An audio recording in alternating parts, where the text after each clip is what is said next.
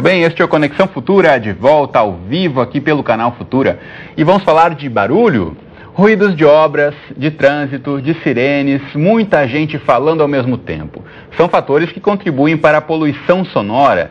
Segundo a Organização Mundial da Saúde, qualquer barulho superior a 85 decibéis já pode causar prejuízos ao ouvido humano. E os problemas variam entre estresse, perda de memória e, em casos extremos, até surdez.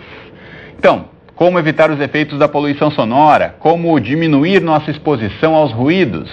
Para discutir como podemos deixar o nosso ambiente em que vivemos mais silencioso, aqui no estúdio comigo, Silvânia Gonçalves, coordenadora do programa Silêncio do IBAMA do Rio de Janeiro, e também recebemos o Dr. Marcelo Mendes Tepedino, ele é presidente da Sociedade Brasileira de Otologia. E você em casa, como sempre, também é nosso convidado, participe desta conversa, tire suas dúvidas, perguntas, sugestões e comentários pelo Twitter do Canal Futura ou pelo nosso telefone 0 operadora 21 3523 4098, contatos aí na sua tela. Primeiramente, obrigado aos dois pela presença no estúdio aqui com a gente, por aceitar nosso convite. Bom, a gente sabe que sair de casa já é uma operação que já expõe a gente ao barulho, né? É inevitável ser exposto a um pouco de ruídos. Quero saber de vocês, então, em que momento essa exposição começa a ser danosa à nossa saúde, doutor Marcelo? Bom, na realidade não é a exposição a esse tipo de barulho que a gente sai e passa por diversos barulhos, não tem o menor problema. A grande situação que se cria é quando você está exposto muito tempo, diariamente, no mesmo barulho. Então isso poderá realmente causar transtornos na audição que são reversíveis e até irreversíveis. Bom, Silvânia, a gente consegue colocar exemplos como o quê, por exemplo? A pessoa que trabalha muito tempo exposta a um barulho, a pessoa que está muito tempo na rua ou trabalha na rua, que tipo de exemplos a gente pode dar? Sim, o que a gente sente é no local de trabalho, onde a gente fica a maior parte do tempo, né? Eu acho que a gente tem sempre que ter noção do que a gente está se expondo e colocar um limite naquilo. Toda atividade, ela é produtiva desde que não tenha excesso de nada, né? Todo excesso é prejudicial. E uma coisa que nos preocupa muito, junto à Sociedade Brasileira de Acústica e tudo, é que houve uma pesquisa no leste europeu de que o terceiro maior problema anteriormente de poluição sonora era ambiental. Agora já é o segundo. Significa que o mundo está barulhento e isso é prejudicial. Segundo, o maior problema ambiental é prejudicial. Então nós temos que ter políticas públicas, nós temos que ter comportamento, principalmente da parte de quem trabalha e quem contrata a pessoa para trabalhar. Tem que ter um conforto acústico. E tudo isso é possível hoje que nós temos tecnologia de ponta para fazer isso. Bom, problema ambiental que pode causar problemas para a nossa saúde, né, doutor? Então, que exemplos a gente pode dar de sintomas que eventualmente a pessoa sente, mas não relaciona que está sendo exposta excessivamente ao barulho? Bom, existe exatamente uma discreta perda auditiva que pode começar com zumbidos. Esses zumbidos são muito importantes e esse zumbido, dependendo então da gravidade dele, ele poderá inclusive levar a tonteiras, mas já é um caso mais isolado. Mas a perda auditiva, que normalmente é uma perda do nervo auditivo, que vem, nós chamamos de sensório neural, que gradativamente vem se perdendo, então isso tem que ser acompanhado e, evidentemente, tem que ser feito alguns exames para poder acompanhar de perto essa pequena perda que pode se transformar numa grande perda. Doutor, o senhor citou zumbidos, então tem uma pergunta que chegou para a gente do Paulo César de Maricá. Obrigado, Paulo César, pela participação. Ele pergunta, ele tem sentido um leve zumbido no ouvido. O que pode ser, doutor? Bom, poderia ser um monte de coisas, né? Mas toda pessoa que tem um zumbido que passa a ser persistente deveria imediatamente procurar um otorrino que mexa com a parte auditiva para fazer o que nós chamamos de audiometria. Essa audiometria vai nos dar exatamente aquilo que está acontecendo na audição dele.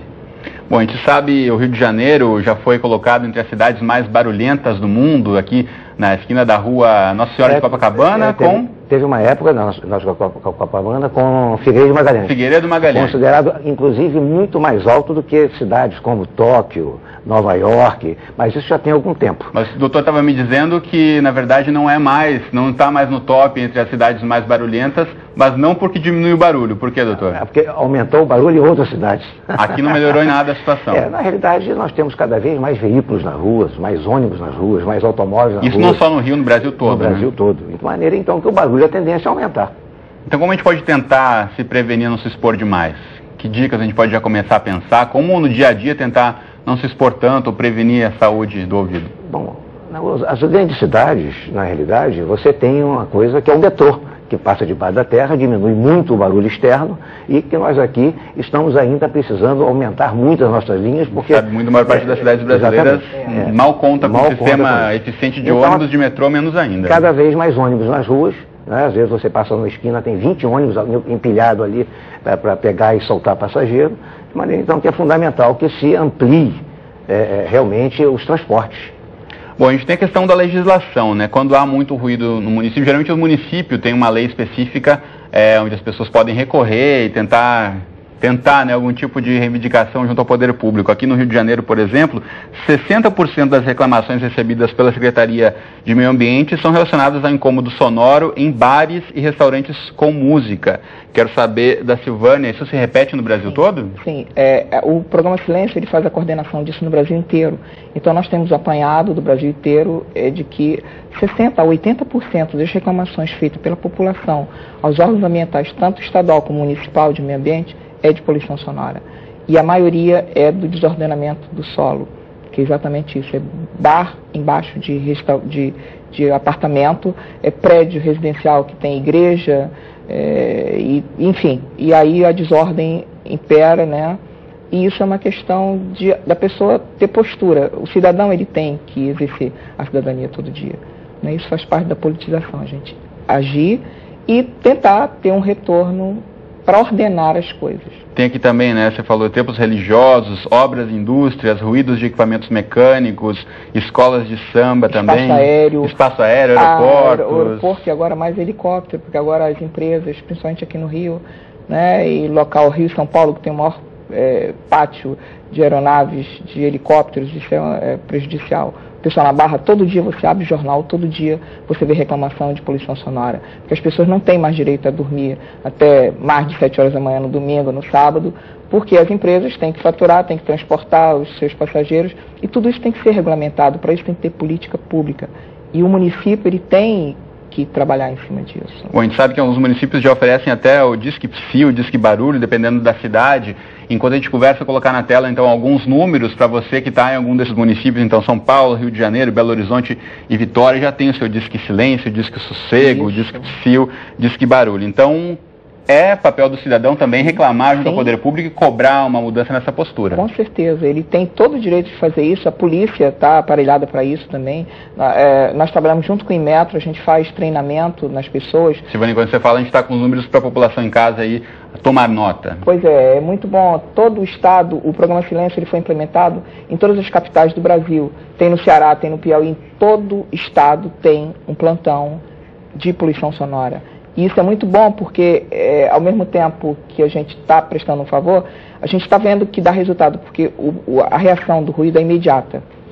Não é com uma água que vai correndo e vai desaguar em outro lugar, não. É naquela hora, naquele momento, a coisa tem que ser preparada. Agora nós temos tratamento acústico para isso. Todo bar pode trabalhar com tratamento acústico. Então já há tecnologia para prevenir esse excesso de barulho. Nós acabamos de fazer tratamento acústico agora de um centro de animais de triagem aqui no Rio de Janeiro, os CETAS do IBAMA, porque nós temos 2 quarentenários lá de passarinho e tem o arco metropolitano passando a 2 metros de distância.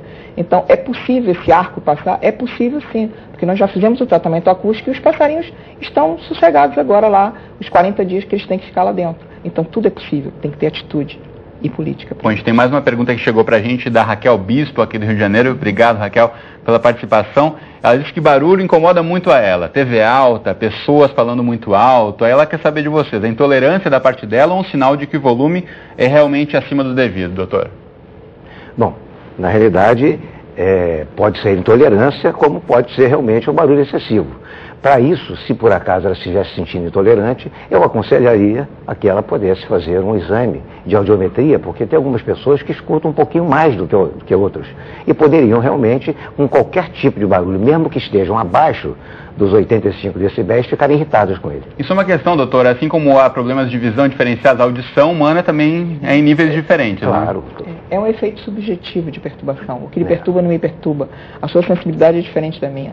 Isso é inerente ao do ser humano.